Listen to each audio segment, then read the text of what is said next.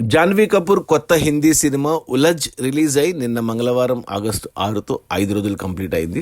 ఈ 5 రోజుల కలెక్షన్స్ చూస్తే ఈ సినిమా రిలీజ్ అయిన మొదటి రోజు శుక్రవారం కేవలం 1 కోటి నెట్ మాత్రమే వచ్చింది.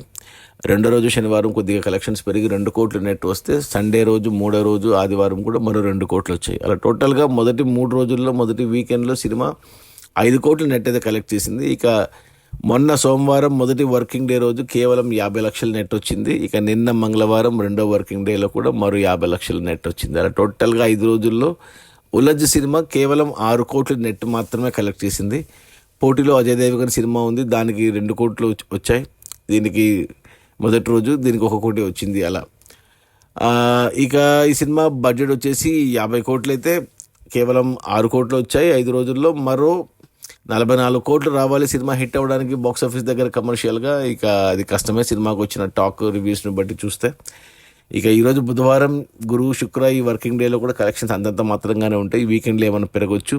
ఆగస్టు 15 వరకు కొత్త సినిమాలు లేవు కాబట్టి 2 వారాలు రన్ ఉండొచ్చు. నాకు తెలిసి ఇంకో 4 కోట్ల దాకా నెట్ రావచ్చు. ఒక 10 కోట్లు వస్తాయి. 40 కోట్లు అయితే నష్టం ఈ సినిమాకు. ఇంతవరకు జాన్వీ కపూర్కి కమర్షియల్ సక్సెస్ లేదు హిందీలో.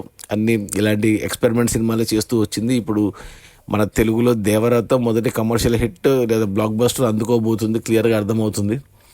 సో అంతవరకు వెయిట్ చేయాల్సింది సెప్టెంబర్ 27 దాకా జాన్వీ కపూర్. అంతవరకు ఇలాంటి ఎక్స్పెరిమెంటల్ మూవీస్ చేయడం ఆపేస్తే బాగుంటుంది. అది మన జాన్వీ కపూర్ కొత్త సినిమా ఉలజ్ రిలీజ్ అయిన మొదటి 5 రోజుల్లో కేవలం 6 కోట్ల నెట్.